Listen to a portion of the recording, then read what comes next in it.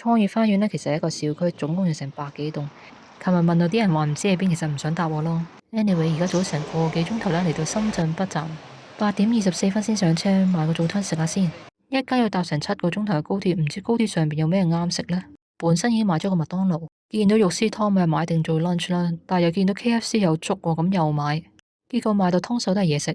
搞呢搞路，臨到最後10零分鐘先排隊入閘啦。點知就排正一條隊呢，前面嗰家人嘅其中一個人呢，一路都驗證唔到佢嘅車票。而家距離高鐵開車嘅時間呢，已經10分鐘都冇。但係前面嗰個繼續屢戰屢敗，驗證不成功。喂，你咁真係攬炒啦！咁成條隊就陪你一齊唔使去重慶啦咁樣。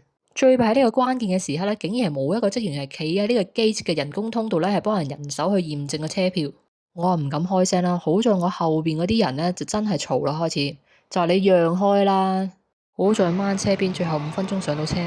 上到高鐵唔話休息啊，咁而家繼續搞呢個鴨寮街上網嘅問題，咁開咗另一張 spare 嘅數據卡啦，叫做有網上啦。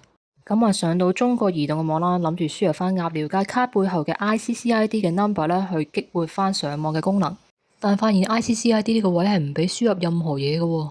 咁你設計呢個 function 嚟做咩啊？廢嘅。唯有試用另一個方法啦，就係點選個人嘅用戶去實名登記張卡，希望可以啟動到漫遊數據嘅服務。ICCID 呢個位就唔使問啦，一樣係填唔到啦。再拉落去咧，係寫住用 ICCID 咧同埋電話號碼去登記。呢度嘅 ICCID 位咧，終於可以填得到啦。但弊啦，電話號碼呢？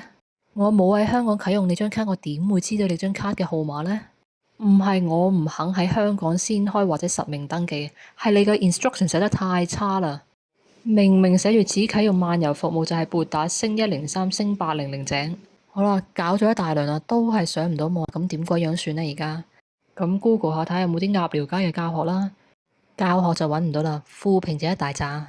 結果問題都係自己諗辦法去解決啦。放一張能夠上網嘅數據卡同埋呢張鴨寮街卡咧，分別去2個卡槽嗰度。之前咧我就喺另外一架能夠上網嘅手機咧做登記啦，所以先至唔掂。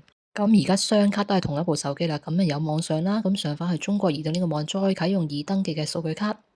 喺有網絡嘅情況下，從而令到佢可以自動感應到張鴨寮街嘅 ICCID， 唔使填就啟用到漫遊嘅服務啦。當個頁面咧成功跳字可以啟動漫遊服務嘅時候咧，我就冇截低個圖，真係得啖笑。佢寫住你已啟動到漫遊嘅服務啦，你要喺2023年之前咧點點點點點。而家咩年代啊？2025年啊，你個系統原來都冇更新過。搞掂呢壇嘢，終於可以安安樂樂咁食翻個 lunch 啦。雖然就幾香，肉絲湯咪冇肉絲嘅。KFC 呢個粥又幾足料嘅噃，真係成程車都喺度食。咁食下又唔係好覺，坐咗7個鐘啦，就嚟到重慶西站啦。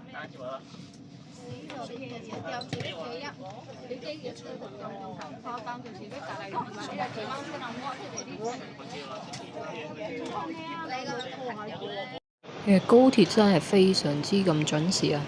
啱啱搭正3點10呢，列車就停靠咗喺呢個月台嗰度啦。其實時候都唔早啦，但我都唔會想浪費咗今日唔去景點啊嘛。咁其實而家都好趕時間。你睇下媽媽搭到神情呆滯都唔想行，咁趁呢個時間預告一下先啦。今次嘅行程呢係非常之癲狂，籠統啲講就日日都去唔同嘅城市。下條片見。